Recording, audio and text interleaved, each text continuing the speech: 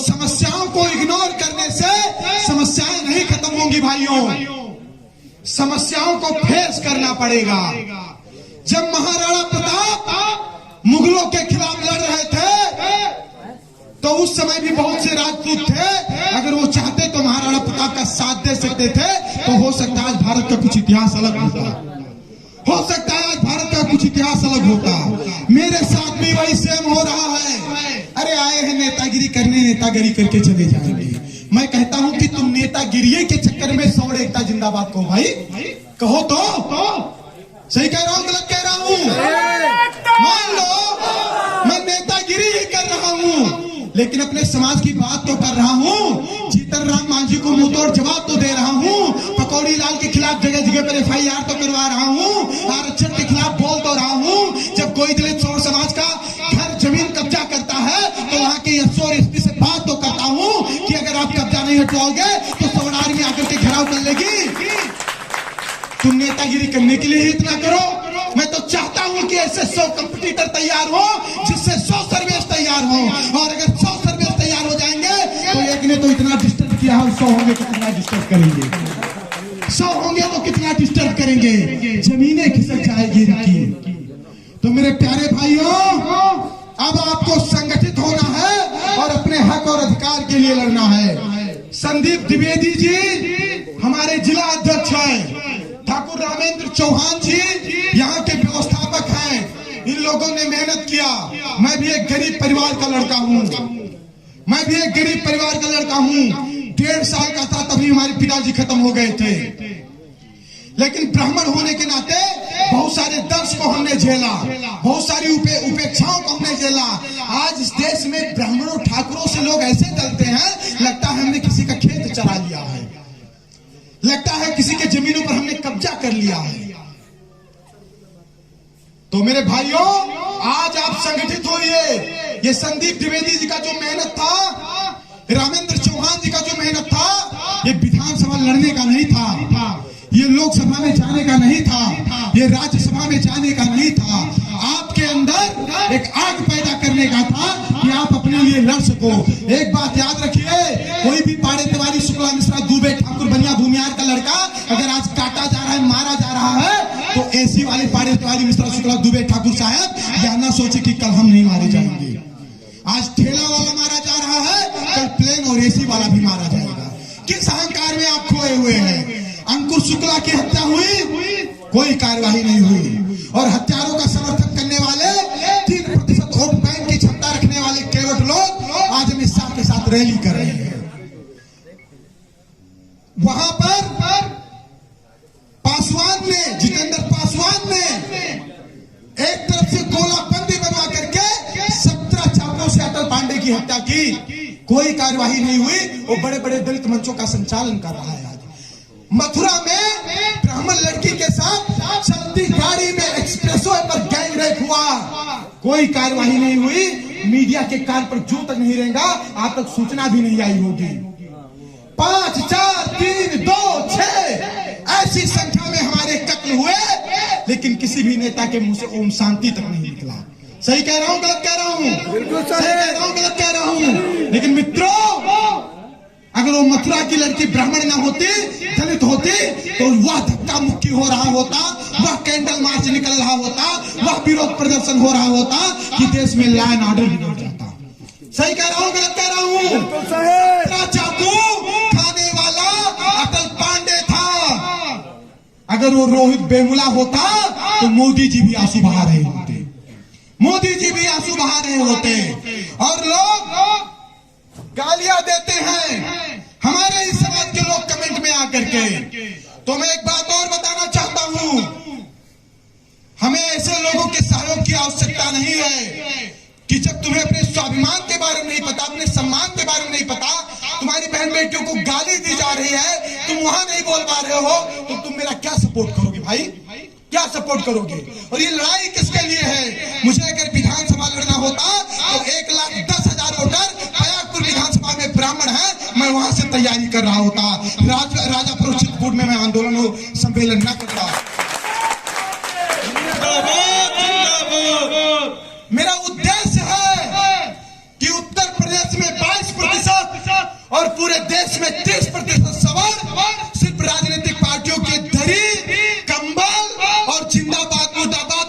ना लगवावे, अपने हक और अधिकार के लिए लड़े, अपने हक और अधिकार के लिए लड़े। आप अपनी ताकत को पहचानो, क्योंकि आज अगर आप संगठित नहीं होगे तो ये जो आपके ऊपर वार हो रहे हैं, ये जो प्रहार हो रहे हैं, ये और बढ़ेंगे, ये और बढ़ेंगे। आज आपका पड़ोसी मारा जाएगा, कल आप मारे जाएंगे, और एक ऐसी स्थिति आ जाएगी कि आप विरोध करने की स्थिति में नहीं रहोगे। भाई किससे रिश्तेदारी जोड़ रहे हो? अभी चुनाव आ गया है, बहुत लोग विप्र शिरोमणि, क्षत्रिय शिरोमणि, सौर शिरोमणि बनकर के घूमेंगे। आज बसपा का प्रबुद्ध वर्ग सम्मेलन हुआ, सतीश चंद्र मिश्रा बहुत दुखी दिखाई दे रहे थे खुशी दुबे के जेल को लेकर के। सतीश चंद्र मिश्रा बहुत दुखी दिखाई दे रहे थे खुशी दुबे के जेल को लेकर के।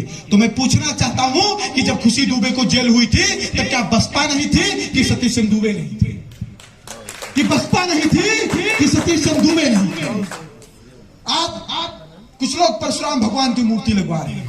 हमने कहा खुले मंचों से, ना हमारी जयंती मनवाइए, ना सम्मेलन करवाइए, ना मूर्ति लगवाइए, हमारे समाज के 1 लाख बच्चों को नौकरी दे दीजिए।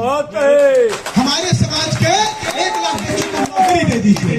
अगर हमारे समाज के 1 लाख बच्चे 60,000 सैलरी पाना स्टार्ट कर देंगे, हम अपने चंदन लगवा लेंगे मूर्ति। सही कह रहा हूँ, गलत कह रहा हूँ? गलत कह रहा हूँ?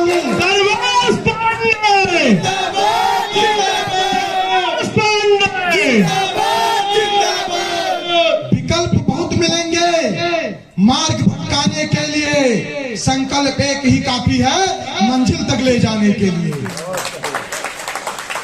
आज मैं यहां आया हूं, मैं यहां से अभी जाऊंगा, लेकिन मैं उम्मीद करता हूं कि मेरे जाने के बाद मेरी ये जो विचारधारा है, मेरी ये जो बात है, इस मंडप से निकल करके पूरे चित्रकूट में बिखर जाए। इस मंडप से निकल करके पूरे चित्रकूट में बिखर जाए। और सवर्णों के सामने सिर्फ 2 विकल्प है, या तो सवर्ण लड़ेगा या तो सवर्ण मरेगा, या तो सवर्ण लड़ेगा या तो सवर्ण मरेगा, और तीसरा विकल्प नहीं है। पैर में फोड़ा हो जाए, कपड़े से ढक लो और कहो कि फोड़ा ठीक हो गया है, तो जब भी कपड़ा हटेगा आपका वो फोड़ा नासूर का रूप ले लेगा और आपको अपना पैर कटवाना पड़ेगा।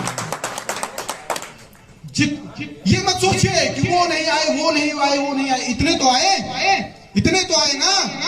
कभी हम सोचिए जैसे ये बोतल है, इसमें पानी है, इसमें आधा बोतल पानी है, तो आप ऐसे भी कह सकते हैं अरे यार इसमें आधा ही बोतल पानी है। नहीं भाई, इसमें आधा बोतल पानी है। इस तरीके से हमें सोचना है। सही कह रहा हूं, गलत कह रहा हूं? सही कह रहा हूं, गलत कह रहा हूं? और मैं इस मंच से ब्राह्मणों को एक संदेश देना चाहता हूं। मैं इस मंच से ब्राह्मणों को एक संदेश देना चाहता हूं।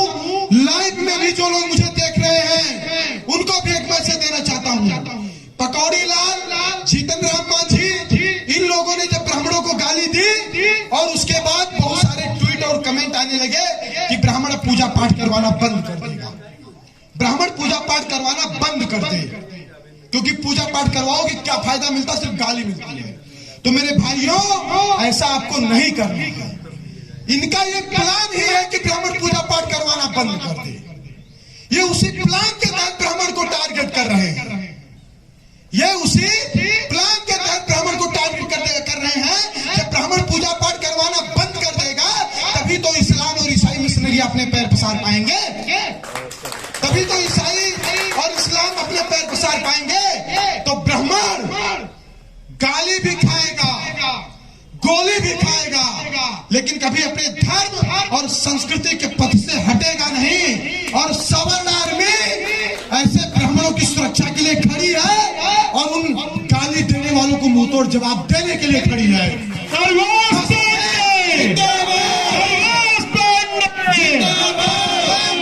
अपने ताकत को बढ़ाना है। हर जिले में 200, 200, 400, 500 लोगों की टीम खड़ी होगी, और जहां भी सवर्ण समाज का व्यक्ति प्रताड़ित होगा, पूरी टीम पूरी ताकत के साथ उनके सुख दुख में खड़ी मिलेगी। आप कल्पना करिए, किसी भी थाने पर 500 सवर्ण अगर थाने का घेराव कर ले, तो क्या किसी थानेदार की औकात है कि आपके खिलाफ फर्जी मुकदमा लिख दे? औकात है कि आपके खिलाफ फर्जी मुकदमा लिख दे?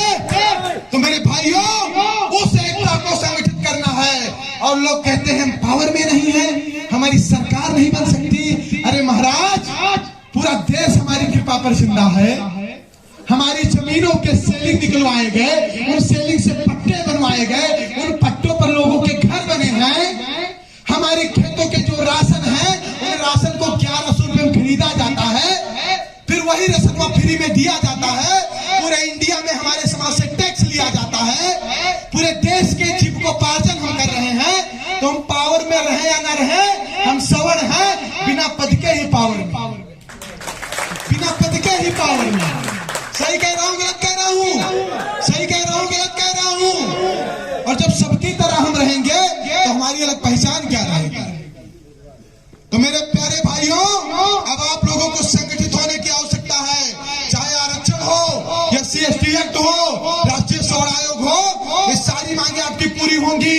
आपके समाज की बहन बेटियों को कोई टारगेट नहीं कर पाएगा, आपको प्रताड़ित नहीं कर पाएगा अगर आप एक हो जाएंगे। और अगर आप एक नहीं होंगे तो सुनिए, आज कोई बिहार गोपालगंज में मारा गया है, आज किसी का मथुरा में रेप हुआ है, तो कल वही चीज हमारे आपके साथ होगी, हमारे आपके साथ होगी अगर आप संगठित नहीं होंगे तो बहुत ज्यादा नहीं, बातें हमने बहुत रखी और मुझे विश्वास है कि मेरी बातें आपको समझ में भी आई। समझ में आई है कि नहीं? समझ में आई है कि नहीं? समझ में आई है कि नहीं? सिर्फ हंगामा खड़ा करना मेरा मकसद नहीं, पूरी कोशिश है कि ये सूरत बदलनी चाहिए। और मेरे सीने में ना सही, तेरे सीने में ही सही हो कहीं पर आग, लेकिन आग जलनी चाहिए। मेरे ऊपर फर्जी मुकदमा लिखवाया गया, लेकिन क्या मैं पीछे हटा? नहीं हटा। लेकिन मेरे ऊपर जो मुकदमा लिखवाया गया, क्या किसी खेत और पेड़ की लड़ाई को लेकर? नहीं, सिर्फ और सिर्फ समाज की लड़ाई लड़ रहा हूं इसलिए लगवाया गया। तो हमें हौसला नहीं हारना है। समस्याएं कितनी भी आए, कुछ लोग खाने के लिए जीते हैं, कुछ लोग जीने के लिए खाते हैं। जो खाने के लिए जीते हैं वो करोड़ों की संपत्ति बेचकर खा जाते हैं, और जो जीने के लिए खाते हैं वो महाराणा प्रताप की तरह घास की रोटी खाकर जिंदा रहते हैं। हमें अपने मिशन पर अडिग रहना है, अपने समाज को संगठित करना है और अपनी ताकत को लोगों को दिखाना है। बस इतना ही कहना है। एक विशेष घोषणा, यहाँ पर हमारे संदीप द्विवेदी जी हैं जो कि जिला अध्यक्ष हैं यहाँ के, बहुत ही तेज तर्रार हैं। देखिए, सबका हमसे सीधे बात कर पाना संभव नहीं है, क्योंकि मैं भी मनुष्य हूँ, मशीन नहीं। बहुत सारे फोन आते हैं और सबकी इच्छा रहती है कि सीधे सर्वेश पांडे से बात करें। तो यहाँ पर जो है संदीप द्विवेदी जी को चित्रकूट का प्रभार दिया गया है। यहाँ पर अगर आप संदीप जी को मजबूत करेंगे तो आप समझे सर्वेश जी को मजबूत कर रहे हैं। और आज इनके कार्यों से मैं प्रभावित होकर के, प्रसन्न होकर के इनको चित्रकूट मंडल का मंडल अध्यक्ष नियुक्त कर। अब ये मंडल के अंतर्गत जितने जिले आ रहे हैं उन जिलों का कार्यभार देखेंगे, और आप सभी लोग इसी भीड़ से निकल करके, संपर्क करके, संगठन में जिम्मेदारी लेकर के इस संगठन को आगे बढ़ाइए। ये सवर्ण आर्मी संगठन नहीं, सवर्ण समाज का सुरक्षा कवच है। भारत माता की जय।